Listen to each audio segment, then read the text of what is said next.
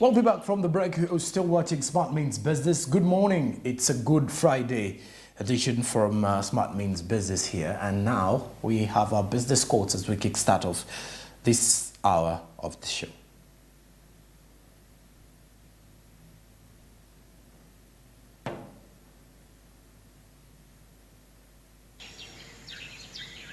Now, the business tip says the secret of getting started or getting ahead is getting started. And the secret of getting started is breaking your complex, overwhelming tasks into smaller, manageable tasks and then starting on the first one.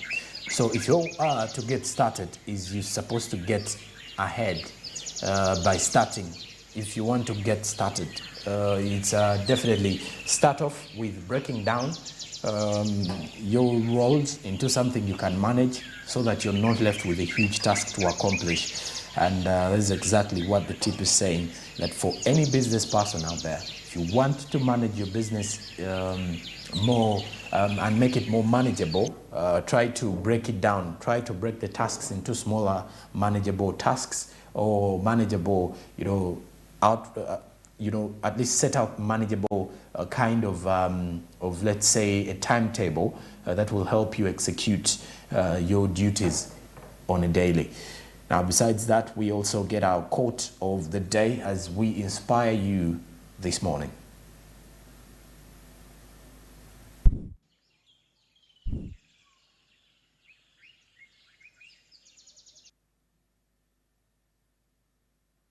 The quote is coming in from Thomas Edison, who says, "I've never failed. I have just found 10,000 ways that won't work." So Thomas Edison says he has never failed. He has only found 10,000 ways that won't work. So in simple terms, keep going. And you shouldn't let yourself, or you shouldn't relate to yourself as a failure because you have not failed. Rather, you've just failed to find, you've only executed things that you're not good at. Maybe there's something you can be able to execute better and see it as your success. Well, besides that, now we turn our eyes to the social media trends. Yesterday, the biggest trend on social media was rotating around the Iron Sheet saga. And of course, media, personal social media users were reacting to the same matter. The Anti-Corruption Unit, that is State House Uganda, with a tweet that this afternoon, working together with at Police UG, Honorable Mary Goreti Chitutu and her brother Michael Naboya Chitutu have been charged with conspiracy to defraud and loss of public property after she allegedly diverted iron sheets made for vulnerable communities in the Karamoja sub-region. They are remanded till the 12th of April 2023. So now they are expected to have their Easter celebrations in prison. That is Honorable Mary Goreti Chitutu and her brother Michael Naboya Chitutu, who have been charged with conspiracy to defraud and loss of public property. Now at Smart 24 television with the update, that is when the Minister of Karamoja Affairs, Honorable Mary Goreti Chitutu, was heading to Kololo, or had just arrived in Kololo at the anti-corruption court, where she was taking plea on charges of corruption following the diversion of iron sheets which were made for Karamoja region. The hashtag was DrivingBusiness, hashtag Smart24TV. Also on the matters to do with Honorable Mary Goreti Chitutu. Now at Paul Rambihura, Rukundo Paul, with a tweet that the way the Honorable Minister Chitutu wrapped herself in the chikohe, I don't think she even saw the roofing color of the court building. And this one was hitting a dig at the minister. Now at Nats T. Abubakari at Nats 2012-2351 says the corruption ones have been exposed. Minister Chitutu called and informed me that I have some iron sheets for mobilization. I was called by the personal assistant to the minister to go and pick them from the store. That is according to what Agnes Nandutu was quoted saying. Hashtag corruption is winnable. Hashtag expose the corrupt. That is what Nats T. Abubakari used in that report.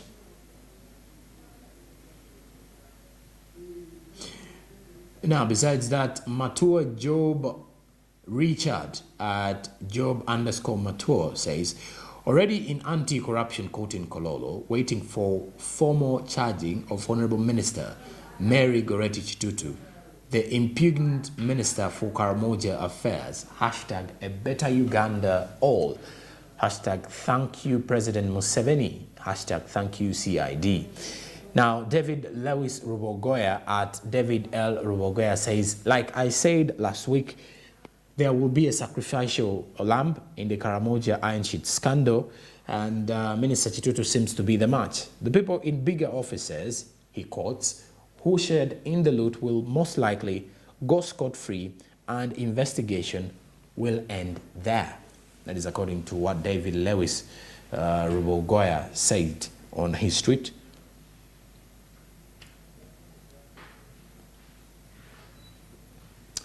Now, the Uganda Radio Network at Uganda RN with the tweet, Minister Beatrice Anywa arriving at Anti-Corruption Court, Kololo, to stand in solidarity with her colleague Mary Goretti Chitutu, who is facing corruption charges. Well, Beatrice Anywa standing in solidarity with her colleague, Honorable Mary Goretti Chitutu. And then lastly, from the social media trends, the Daily Monitor, at the Daily Monitor with this update, the Anti-Corruption Court has remanded the Minister for Karamoja Affairs, Mary Goretti Chitutu Chimono, and her brother Michael Naboya Chitutu to Luzira prison for causing loss of public property, corruption and conspiracy to defraud the government. Hashtag Monitor Updates. Well, that was truly the key highlight of the day, if you to look at what was really happening from there in regards to corruption, scandals, and whether corruption is winnable in there and misuse of the iron sheets that were meant for the vulnerable groups of people in the Karamoja region. So it does seem like the Minister of State for Karamoja Affairs faced it rough. All right, now, I did mention that we're going to be looking at a list of the top 10 richest cities in Africa.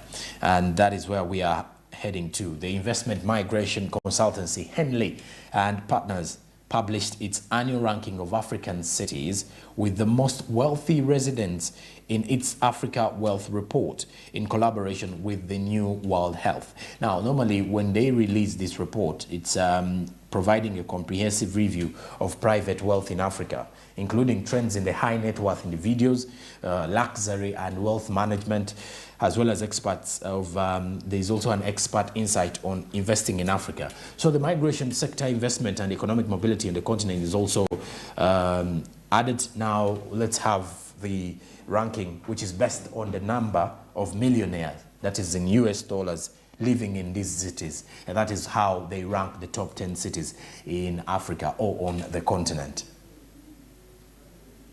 As it's online and you have a subscription with an online platform, and that platform somehow a Ugandan company which generates, for example, your accounting taxes, and that information has to pay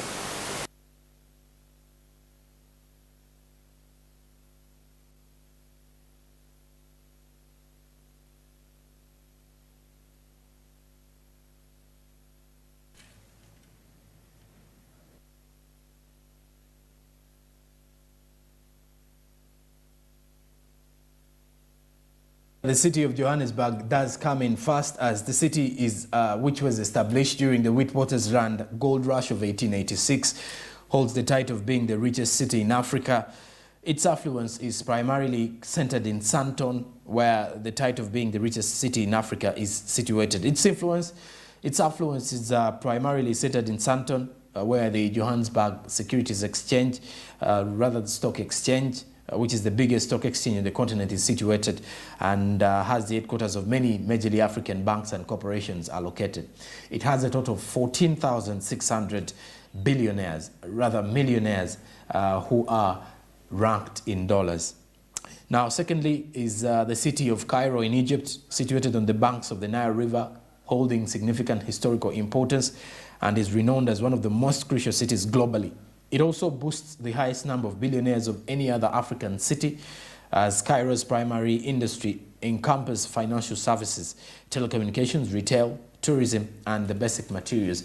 And it has a total of 7,400 millionaires, with which are rated in dollars by the look of things here.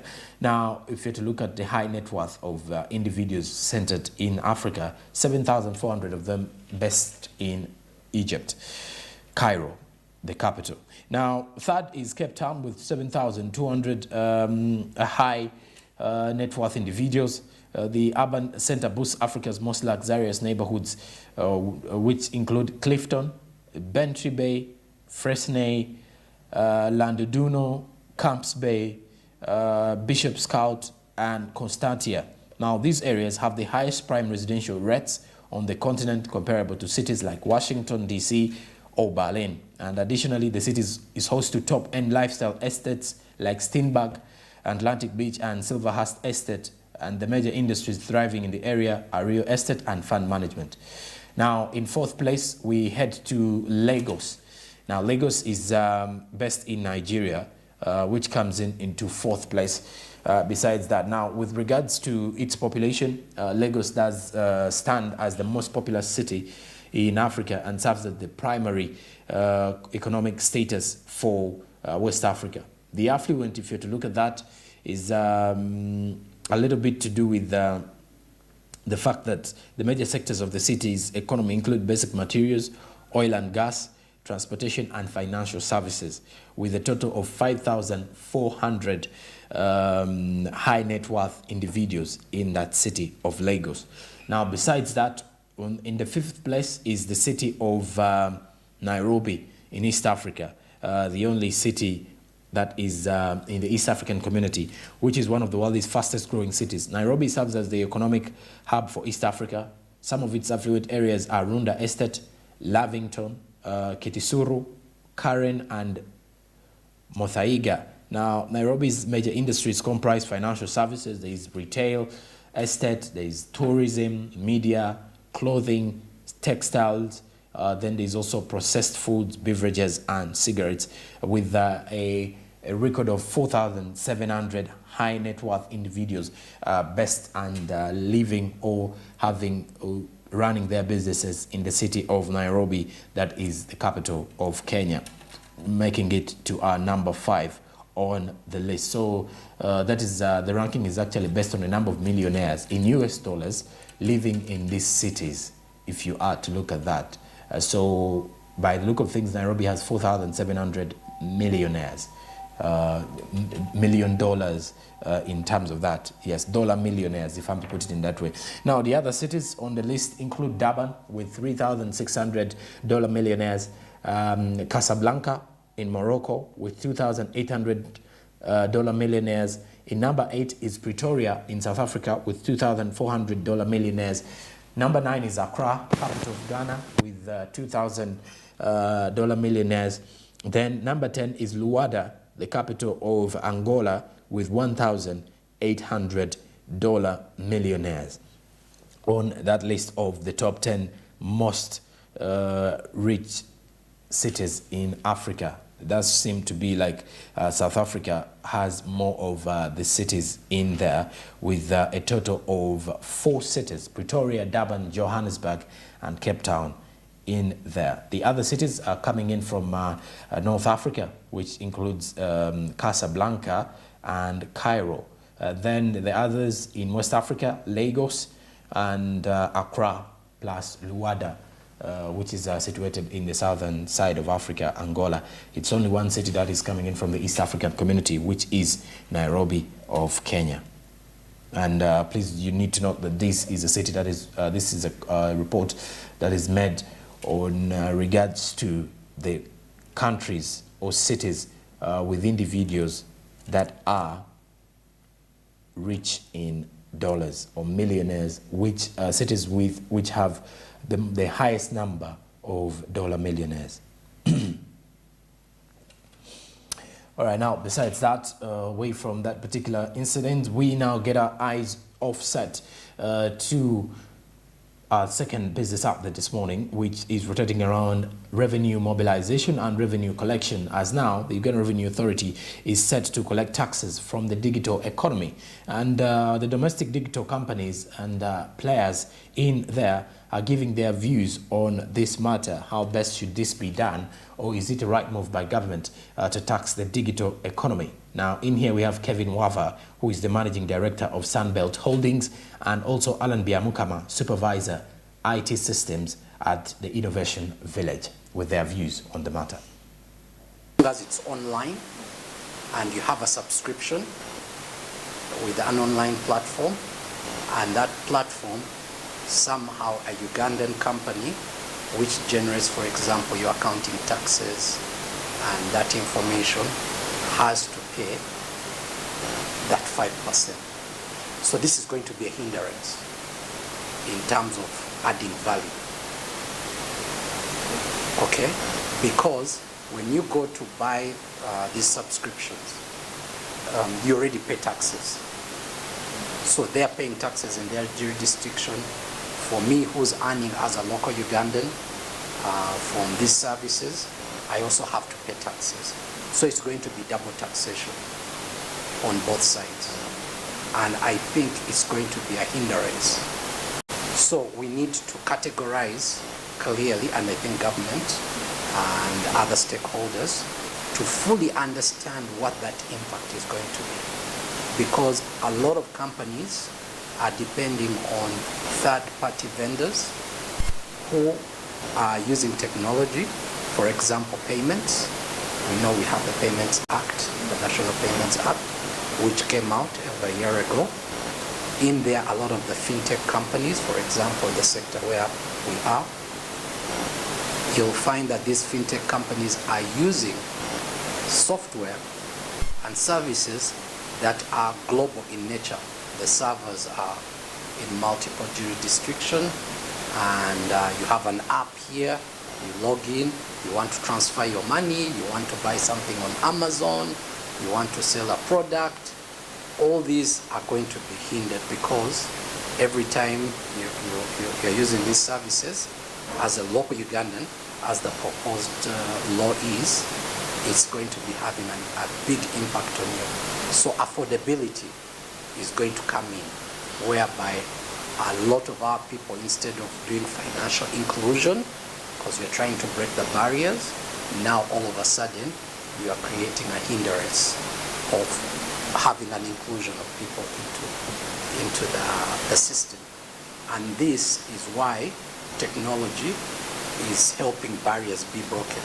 So instead of having physical presence here, you find that through software, through logging into your computer, your smartphone, and you can transact.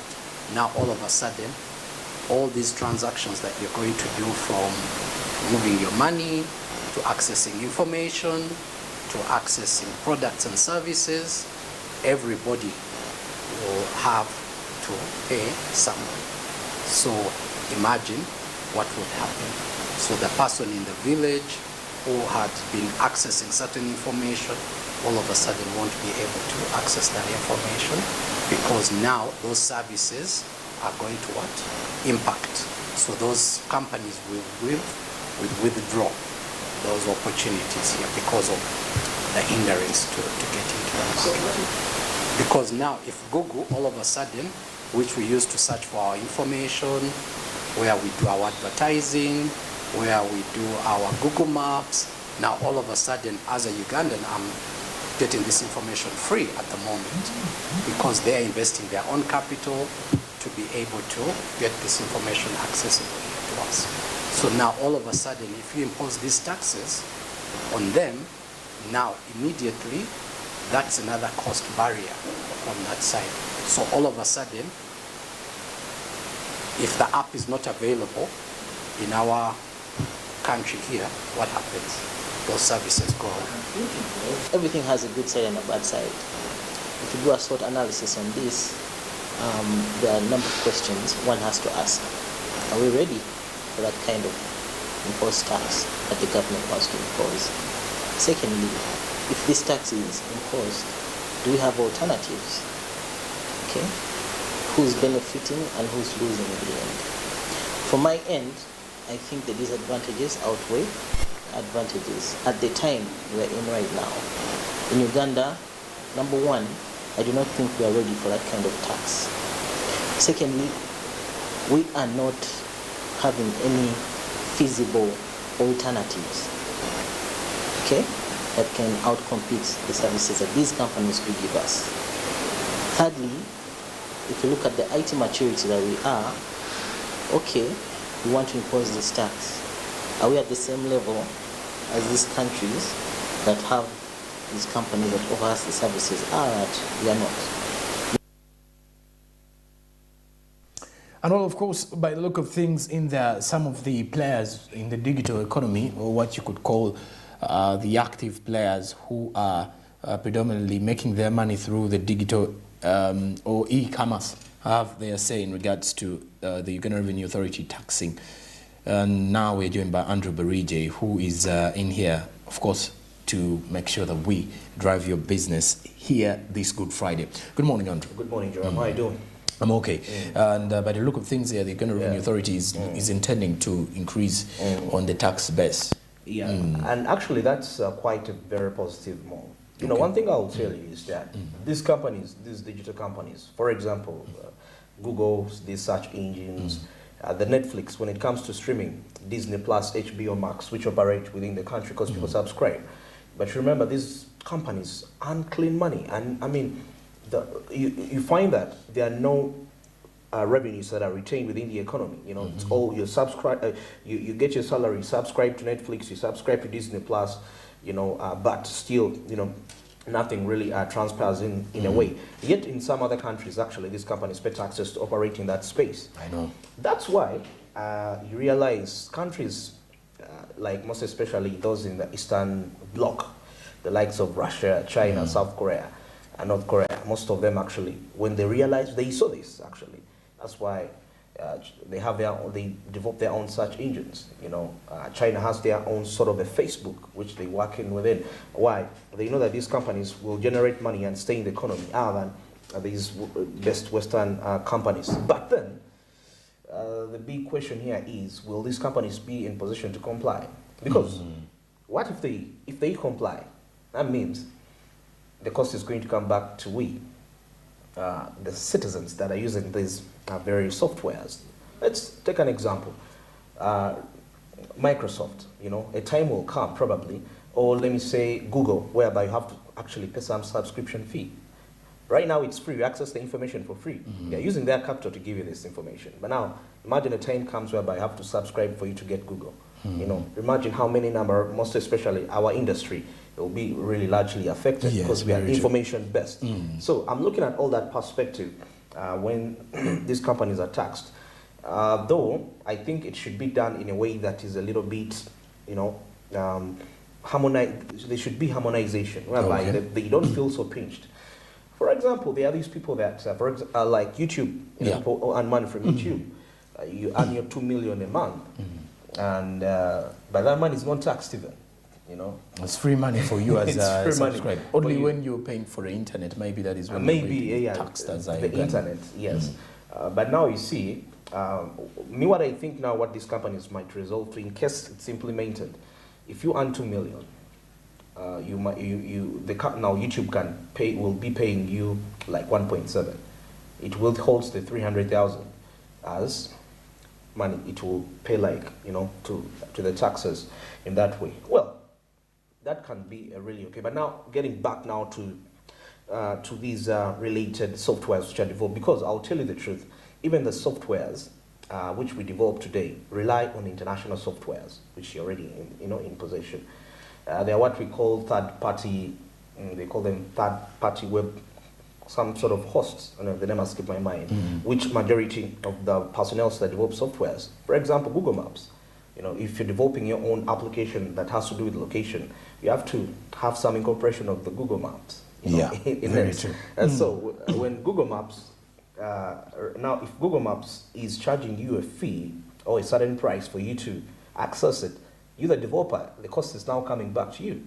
You know, so it's going to be a little bit of challenging to us. I don't know how best this can be settled by the stakeholders in charge of that. But I really feel like there should be, yeah, it's necessary, because actually those companies, on average, if we had to estimate, they can raise more than 5 billion Ghana shillings taxes. Very true. Because people can be broke, but they watch movies. Yes. You know, they are willing to pay these stream. taxes. They keep on streaming and all this. So I feel that's some sort of a picture.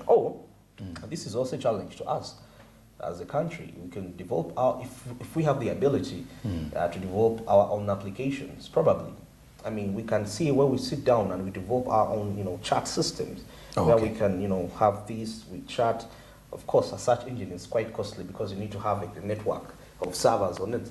That may not be a little appropriate, but that could be one of the ways. So the Uganda Revenue Authority can sit down with the Ministry of ICT and National Guidance, see how they can empower Ugandans to have a say in the digital space when it comes to creation of different digital applications for different purposes.